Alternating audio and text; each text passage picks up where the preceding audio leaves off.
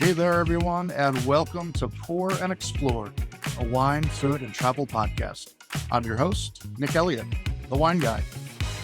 I'd love to be your go-to guide for all things wine, food, and the amazing places they take us.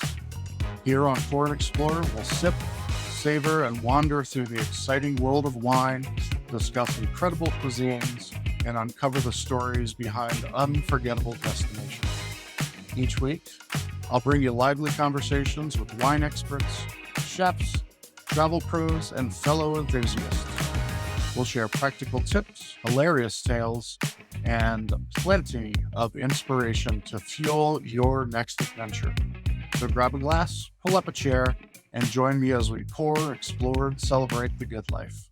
Let's dive in. Hey, wine lovers, foodies, travelers, and fellow explorers. Welcome back to another episode of Pour and Explore, the podcast where we uncork stories from around the world, one glass at a time. I'm your host, Nick Elliott, certified sommelier, food fanatic, karaoke regular, and a laid-back wine guy with a passion for people, places, and pouring the good stuff. I know this is the Pour and Explore podcast, and wine is my jam. You know, we've talked about coffee, we've talked about cigars, we've talked about a lot of different things. Wine is my jam, but today I would love to pour a little something different. Today's guest brings the hops, brings the heat, and a whole lot of heart. Joining me today on this episode is none other than Chef Philly Dee. He's a guy who's brewed beer, cooked food, owned businesses, and podcasted his way through life with serious flavor and serious soul. Philly Dee is the kind of guy who can break down the brewing science, cook up street tacos that'll make your abuelita proud, and then drop a movie quote that'll have you cracking up or questioning your childhood, one or the other. Philly was born in Spain. He was raised in a Mexican barrio outside of LA, and now he's holding things down in Lansdale, Pennsylvania, an old haunting ground of mine, and we'll talk a little bit about that during the show. He is the culinary and creative force behind Round Guys Brewing out there in Pennsylvania. It's one of the standout craft breweries in the Philadelphia suburbs. And not only does he help run the operation, but he also used a chef up in the kitchen there. And spoiler alert, there is some next level beer and barbecue fusion talk coming up in this episode. But that's not all. Philly is also the co-host of a wild and wonderful podcast that you've got to check out called I'm Telling You, which has started as a casual conversation between two lifelong friends, Philly and his buddy, and it evolved into a full-on production and moreover a creative playground, and we're going to talk a little bit about that as well. You know, they take their opportunity on the air to wax poetic around about everything from metaphysics to movies to UFOs. That's a conversation for a little bit later, and entrepreneurship, and trust me, it is a trip. Philly's the kind of guy who's equal parts hustle, humor, and heart. You know, he really brings a realness to everything he does. I was really, really lucky to meet him, of all places, on Facebook on a podcast forum. I reached out to him just because I loved his vibe and everything about him, and we connected, and it's really, really going to be a great episode. So I really hope you enjoyed it. You know, it's going to be a great conversation, and if that's what you're looking for, you are in the right place. I do these interview episodes every other week, so if you're looking for great conversation about food, about wine, about beer, about travel, about cigars, about anything, you know, in that realm, this is the place you want to be. I'll remind you at the end of the episode, make sure you like and subscribe when you come in and watch the episode today. I would very, very much appreciate that. And we are going to answer the age-old question today we get about Philadelphians, as I am one. Is it Pat's or Geno's? The answer will be coming up in just a little bit, so stay tuned. So pour yourself a cold one or a glass of wine. You know, I'm not judging you. Sit back and let's dive in with Philly Dee. All right, Philly, thank you so much for being on the show today. I appreciate you being with me. Yeah, absolutely. I mean, when you reached out and told me what you were about, I checked into you and I was like, heck yeah, this is the kind of guy I want to talk with. I love that, and I thought the same thing about you, so I really appreciate you coming on the show, and, well, why don't we start off, I gave you a little bit of intro, but why don't you tell, the listeners about yourself a little bit? Yeah, I guess 30-second elevator pitch. Born in Spain, raised in a Mexican barrio outside of Los Angeles, been on the East Coast since I was about 13. Super hustler, entrepreneurial type. I've had automotive businesses, I've had restaurants. I currently run a craft brewery out of Lansdale in Pennsylvania. So yeah, just a business type who loves crunching numbers because I'm a nerd.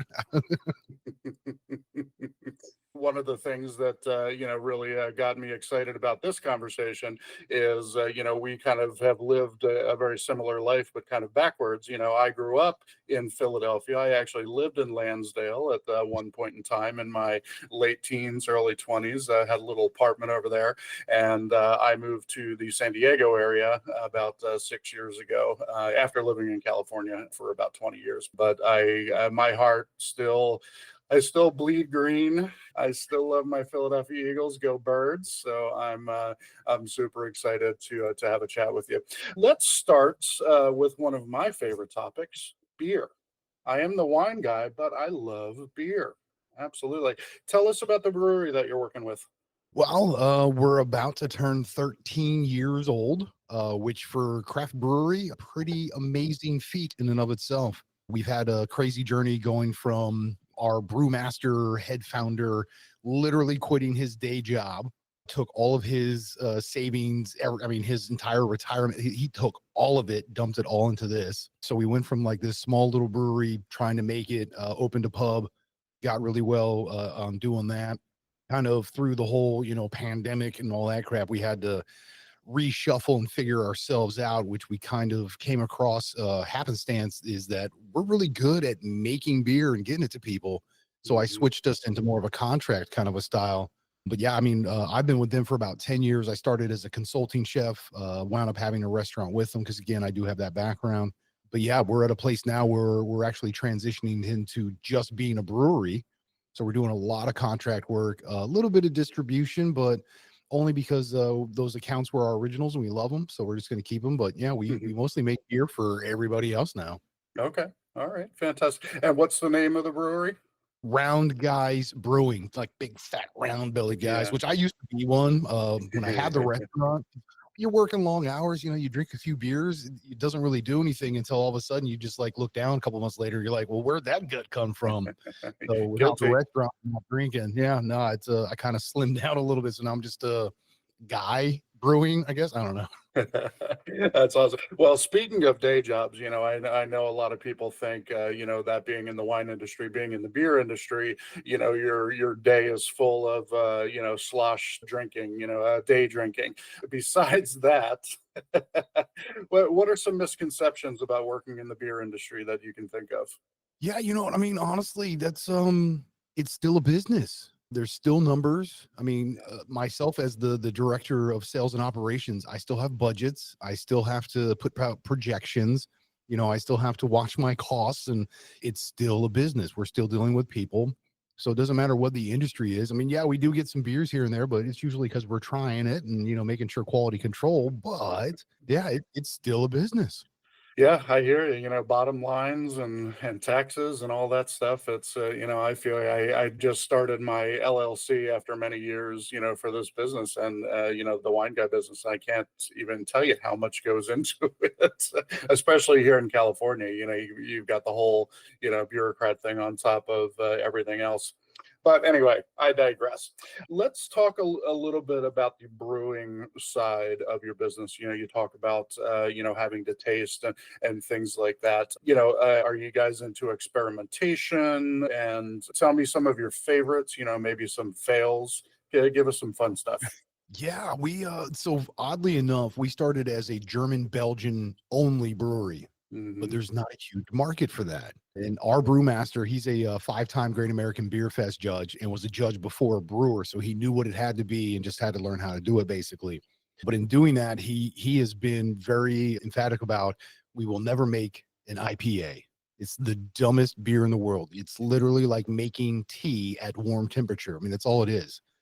So we swore we would never do it. However, fast forward 13 years almost later, our top 4 sellers are all IPAs.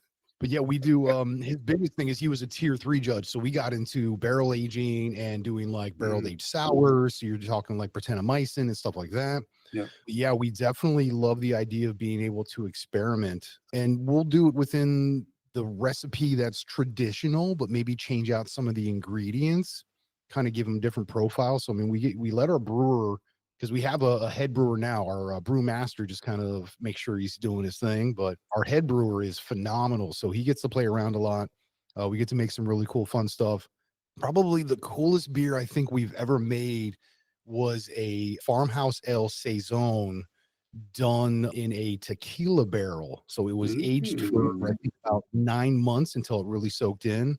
Threw a little bit of real lime and a touch of salt to it, and it's a phenomenal beer. It just drinks really well. But I'm also a tequila guy, but I like balance, and so it had balance after aging. But yeah, biggest failure. And I'm sure there's plenty of brewers that have done this before, especially when we first started. We were in a really tight, confined space. So there's hoses everywhere and levers Yeah. everywhere. And you're trying to make your beer and you're really stressed because, you're stretched thin on money. We wind up making a really good batch of lager, which was like our number one seller. It's called Lansdale Lager because it's meant for our Mm. town. And I'm in the kitchen working it at one point, and our brewmaster comes in with the saddest look on his face. And I'm like, oh crap, the batch is bad. No, worse than that. He flipped 2 valves the wrong way, and instead of transferring from the kettle into, getting it all, he wound up actually hitting it into the drain, and you're talking hundreds of gallons Oh dumped. no. He ain't getting it back. So it's like you just lost Oh that man. batch, and we were behind, the 8 ball on it. We should have had that batch done like 2 days prior. And it's just like, oh my, so Mishaps and oof. I hate to be that guy on that day of the week. Most definitely. IPAs, obviously here in Southern Cal, well, in California in general, West Coast are very, very popular, very, very trendy. We've got tons of brewers that are doing a lot of really fun things, with IPAs. Coming from Philadelphia, I was always a Yingling guy. If you're listening right. and you're from that side of the country, you'll know all about Yingling. But I've slowly turned into an IPA guy a little bit. I'll admit that. So, but we've got some really fun beers and some small guys really producing some very, very cool stuff over here in San Diego. I'm a food guy. You're a food guy. Let's talk a little bit about beer and food. If you were to choose an ultimate food pairing for one of your beers to go with some great food, what do you think that would be? Currently, because we do have a new chef in house, we're in the middle of finishing the transition, where he's literally taking over the entire front of house, back of house, everything. So he's going to do the whole pub, and we're just going to supply him the beer. But him moving in wanted to make sure he was paying homage back to the brewery because I mean it is a brewery pub. Hmm. He took our honey wheat ale with blood orange, which is basically like a blue moon type, a wit or a Sure. white, but we don't use the wit yeast. So you're not getting that champagne brightness with it. It's a little bit Hmm. harder because it is the honey wheat ale, but real blood orange. So he took that and wanted to make it into some kind of a sauce, wound up turning it into a Memphis style barbecue, Oh, which is wow. our number one. Yeah, it's our number one sauce sales wise for his wings, which his wings, by the way, by himself, those things are amazing. But then you add in that little bit of tanginess coming from that sauce, and it drinks well with the beer, let alone anything else we have on tap. But it just as a wing with that kind of a sauce, it turned out amazing. Yeah, it sounds really, really good. I'm a huge Memphis barbecue fan, and I can only imagine how yummy, yummy that is. Well, I mean, obviously, if you live anywhere in the city of Philadelphia or the surrounding areas, as a listener, Lansdale is just a short, maybe 20, 30-minute ride outside Northeast Philadelphia. It's a easy little trek. So definitely recommend that you go visit Round Guys out there. And speaking of visitors, if someone's visiting Philly from around the country or around the world, give me your top 3 places they should visit besides Round Guys. I mean, if you're in our specific area, Lansdale, one of the bigger ones is Free Will out of Percy. They're a little bit older than us. They have a really awesome barrel aging program. They make some pretty cool sours, which I'm not into, but the beers themselves are made pretty well. So they're pretty big. They almost like set the bar coming into the area. But we also have Well Crafted. They're almost 7 years old, I think. Their original location is a half a block from us. They just purchased another building, I think about a year and a half ago, down in Ambler as well. So they have 2 locations. And I mean, those of us in the industry know that once you get to that 5-year mark, you start to make some pretty decent stuff. So to get to that 6 or 7, it's like, all right, you definitely got to be making some stuff. And they're a lot like us because we make the beers from scratch. We want to make the food from scratch, and they give you that same kind of experience, very much family friendly and all that. And so those 2 are pretty good. There's also Artifacts. Artifacts is pretty awesome. They've been around a little bit longer than Well Crafted, and they have more. Actually, they're very much like a garage band style, and it's literal because when you go to their establishment, they have a garage door that rolls up and a giant parking lot. So they don't even have like a dining room or anything. It's literally a parking lot. So you get that like garage, kind of feel, and that's pretty cool. And they make some pretty good beers. We've collabed with them a couple times, come up with some fun stuff. So there's a ton of breweries in this area, though. Yeah, absolutely, absolutely. Of course, I would be remiss without talking about Philadelphia and the surrounding area with asking the Philly guy, what's your favorite cheesesteak? Oh, see, you know what? People kind of hate me because, well, I mean, there's to me, it was always Jim's because it was down on South Street, and that was just like a cool spot to hang out. So I never really got into the whole like Gino's Pat going back and forth, which I mean, everybody will say is the epitome and has been for a long time. But yeah, I mean, I was never really one to like go search out the cheesesteak. So if Mhm. I'm in Philly, it's typically I'm somewhere around like the South Street area. So it's like, you know what, I'm gonna go get Jim's. It's they make a damn good steak. You can't complain. Absolutely. I couldn't agree more. I get, especially traveling the world, I hear it all. Oh, Philadelphia, cheesesteaks, Pat's or Geno's. The answer is no. I stop them in the middle of their sentence. Sorry, Pat. Sorry, Geno's, but you are not the epitome of cheesesteaks in the city of Philadelphia. And I absolutely concur. Jim's sadly burnt down a few years ago. Then they rebuilt. They've got a locate, or at least they did have a location up in the Northeast as well. I don't know if they do anymore, but Jim's is just simple and easy, and you get everything you want and nothing you don't. And it's a really, really good steak. Absolutely agree. All right, cool. Let's transition a little bit. Besides all of the fun that you have on the food side and, of course, the beer side, you also have a really super awesome podcast called I'm Telling You. So really what it started as, I've been as a chef doing a bunch of different stuff, in closing my last restaurant and just before the pandemic hit, literally 2 weeks prior. So we got out with our butts intact, which is very rare in the industry, but we literally left with money in our pocket. I was still helping out the parent company, which is the company I run now, because we were limited on staff. We were pulling back our one restaurant. We had another location that was also going to have to close. So we're shuffling and moving stuff around. I did a thing as a chef where I was literally making street tacos on the street. Because I mean, I'm born in Spain, raised in California. I was raised in abuelita's kitchen around the corner. Like the little grandma from the block taught me how to make salsa verde and salsa roja and like all those kinds of things. So I was doing this taco show and also having to do our social media from the restaurant prior to that. So I got used to just being in front of the camera. I got to a place where I started making those shows and was just like, I feel like this is my thing. Like I'm supposed to be in the limelight of some sort. I started to traverse into being more of a public figure, which is where I went to my best friend of 30 plus years. We've always had really awesome conversations as kids because we've just always been very inquisitive in our nature, very innocent like that. So we love that, and why? Well, why that? And why this? And we want to keep going. Well, I came to him because we always have these great conversations and so much hilarity in it. I said, hey, let's record us just talking. Because really what I wanted to do was go back and go over the actual recording, pick out those little jokes or those nuances and turn those into kind of like sketch comedy in a sense. All right. So Love it. I was using it as kind of like research, a spitball and stuff, but just coming off the hip. Well, come to find out as we were doing tests of those, we kind of just realized the conversation itself is a thing.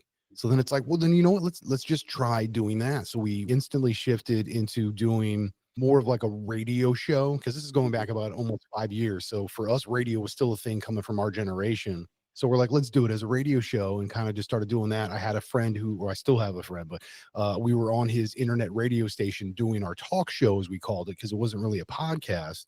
But and then as we kind of got into it more and more, then all of a sudden we added video, we got better mics, good soundboards, all the editing equipment, blah, blah, blah. and it just evolved itself back into a, from a talk show into a podcast. But there's so many of those out there that we kind of still want to differentiate ourselves and see us as more of like a talk show, because it's a show about talking. It's a couple of people in a room having deep conversations. That's basically what a talk show is, especially when you bring on guests, because we love doing guests, typically local people, business people, just those who are out there on the grind and just making the world a better place. We wanted to do it at that point because we love the idea of having a raw, organic conversation, and wanted to put that out to the world. Like, hey, if we were all just willing to have these open, unemotional conversations where it's just, let's talk about things, we could resolve a lot of stuff. We could figure a lot of things out. A lot of us could get along a lot better. So I completely agree. I talk a lot about that on this show. The more you're able to travel, the more different types of people that you get to talk to and understand them as a human being, as a person, as a different person, than you. The world is absolutely a better place. I couldn't agree with that more. So, on the show, you talk about a lot of different things. I mean, movies, metaphysics, and everything in between. What do you think the most off the wall episode you've ever done? I would say probably our oddest, like, out there. So at one point, about a year and a half ago, we had just finished recording an episode, and my buddy left and I was just hanging out. It was like 1 o'clock in the morning because we were just recording really, really late. And I just kind of wanted to hang out outside, look at the stars, and just, kind of decompress from recording for a good session. I saw something in the sky, and I'm not going to call it a UFO, even though that's what it would be deemed, because it was unidentifiable. It was, in fact, flying and an object. But, I saw something, and it kind of freaked me out, and not like a scared freaked out, but like, oh crap, did I actually just see that? Did that really just happen? Is this a real thing? So I called, my buddy at that point at like 1:30 in the morning. He had just gotten home, and I'm like freaking out. I'm like, oh my God, I think I just saw something. Da, da, da, da. Following week, we come in and he's like, all right, we got an elephant in the room. You think you saw some shit? Go. And I basically start to attempt to explain my experience to the best of my knowledge, again, without going, it's little green men, because I don't know what it was. But I can definitely tell you it wasn't an airplane. It wasn't a helicopter. There was no noise. It was this weird white object. It had no kind of biological human bird, something like it just, there was something about it that I'm like, I don't know what the heck that is, but I had an experience of some sort. And we wound up talking about that for a good hour and a half almost. Well, that one sounds fascinating. I definitely want to listen to that one. So we'll scroll through the podcast and catch that one. Speaking of which, again, the podcast that Philly and I are talking about is called "I'm Telling You." It's going to be available on Apple. I think you're available on YouTube as well. Is that correct?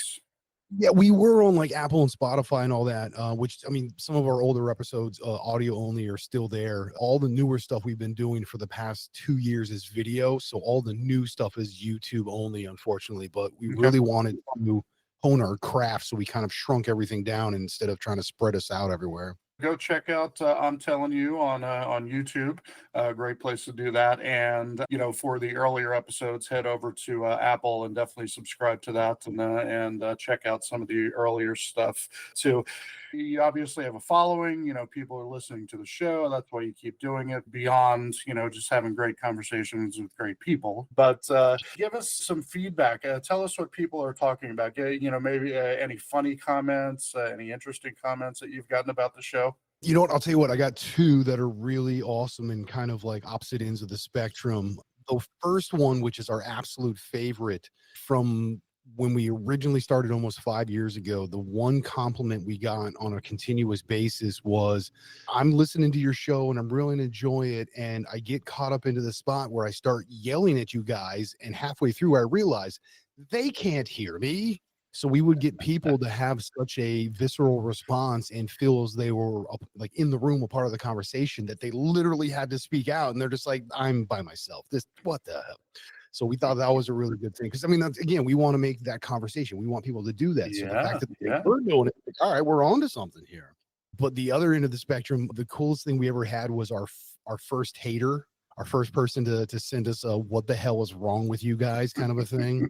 Long story short is, he basically, and I'm going to paraphrase this, but stated that we were two moronic midlifers waxing symposiums. And we're like, Actually, that's accurate. We're gonna have We're going to use that as the tagline for our podcast. yeah, it's kind of a running joke because we'll go back and forth and every now and again on an episode we'll get into it. Be like, what are we doing? Waxing symposiums over here? Oh, geez, But yeah, that's what we do. So we were like, all right, you were hating on us, but he's not wrong. That is very, very funny. Love that. All right. Well, we're going to start wrapping up here in a few minutes, but, I thought of this question and I would love to hear your answer.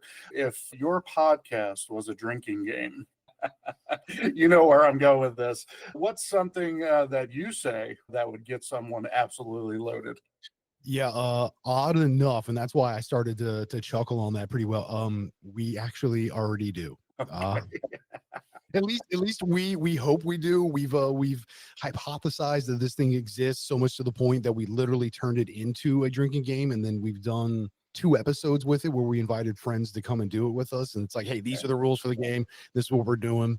But yeah, we do a lot of movie quotes. So my buddy and I, my co-host, Mr. Gemini, being, kids from our generation, being movie people, we literally speak in movie to each other. So we can have conversations just going movie quote back and forth and not from the same movies or the same genre. It's just, we can get a kind of continuous flow. So the idea is every time we make a movie quote, which on the average episode of 45 minutes to an hour, there's probably like 12 or 20 different movie quotes. And sometimes they're like subtle ones. Sometimes we actually might, do 3 or 4 lines from it. We put it as every time we do a movie quote, we were gonna, ding, hit a bell or something. And it's just like, that's the cue. But we're like, no, we can't promote belligerent drinking. We can laugh about it. Yeah, when we have some of our guests that come in, like really close personal friends, we will bring the drinking game out and play in house. And we usually record that beforehand so you can see us getting there. Then we'll record an actual I'm telling you to see where we're at after. Well, you heard it here first, folks. The I'm telling you drinking game hitting the shelves summer of 2025. All right. So we talked about all the great stuff that you've done, all the great stuff that you're doing. What's next for the show, for the brewery? We'd love to hear what you're up to coming up. Yeah. So brewery, I touched on real quick. We are transitioning to more of a contract brewer, which means we're making a lot of house beers as private labels for bars and restaurants. We're also brewing for others, doing some canning and whatnot for others. So we're really trying to be a part of the industry and keep promoting it and supporting it and, putting some good love out there, which, yeah, same kind of thing with the podcast. We're now at that kind of place. We've been at it for almost 5 years. We've really been learning some stuff, getting into better video, better equipment, better editing. And so we're now starting to continue doing that, but we're starting to build almost a production company because we have a lot of different show ideas. Because again, when we first started, it was like sketch comedy. It's like, hey, let's record this so we can write this down.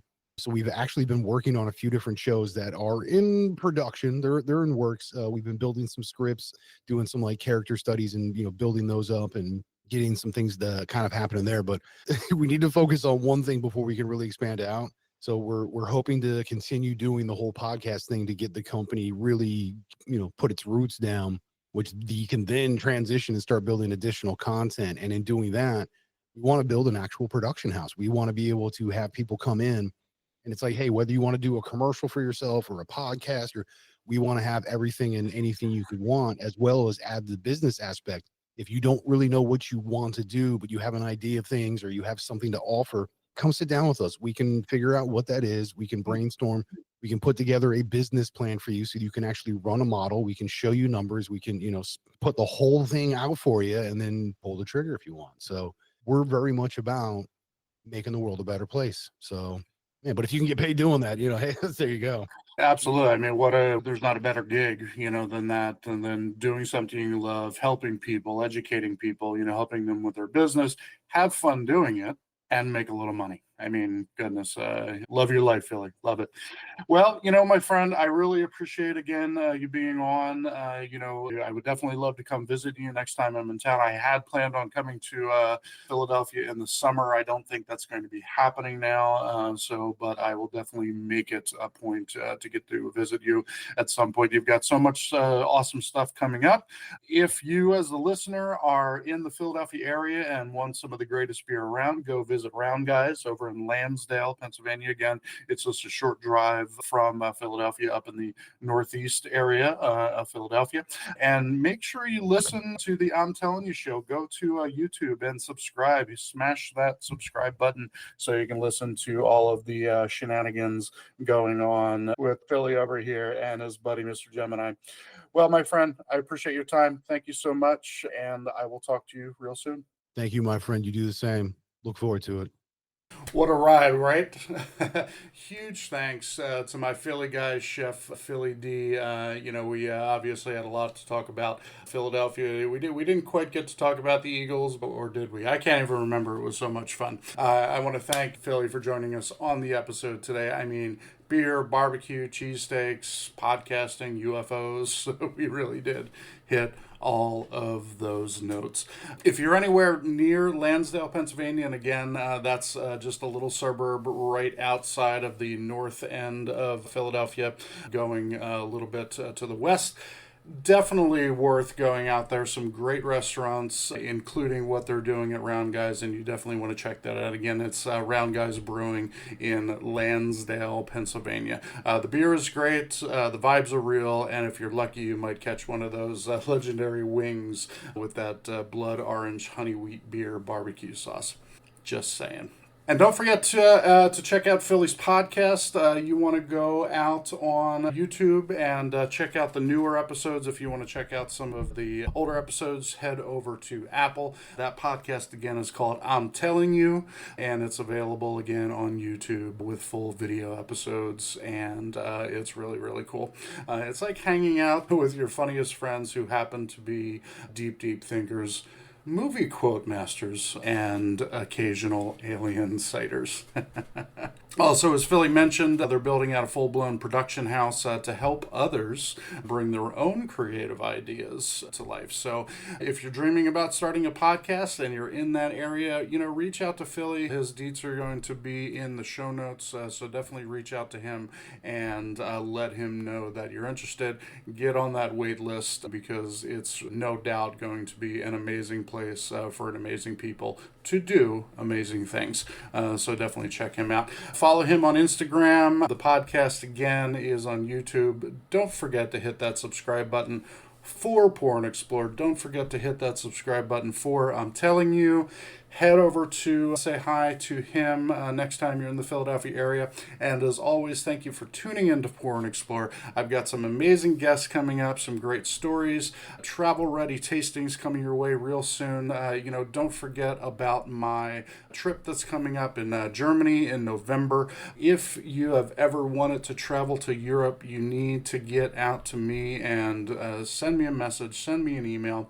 I would love to get you on that boat going through Northern Europe next November 2nd through the 12th of November 2025. There are spots still available as of the production of this episode, so please hit me up ASAP so I can get you on that boat. It's going to be a lot of fun. We're going to see some amazing things in Europe, and it's something that you're never going to want to miss.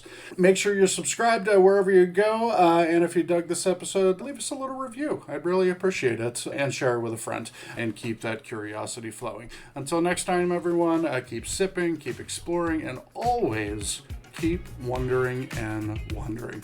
Cheers. Take care. Thank you so much for tuning into this episode of Pour and Explore. I'd love to hear your thoughts, your stories, and your questions, so you can drop me a line at cheers@thewineguy.vin. That's cheers@thewineguy.vin. Or let's connect on TikTok, Instagram, or Facebook. Grab those links on my website at thewineguy.vin. Until next time, let's keep wondering and wandering. Cheers, everyone.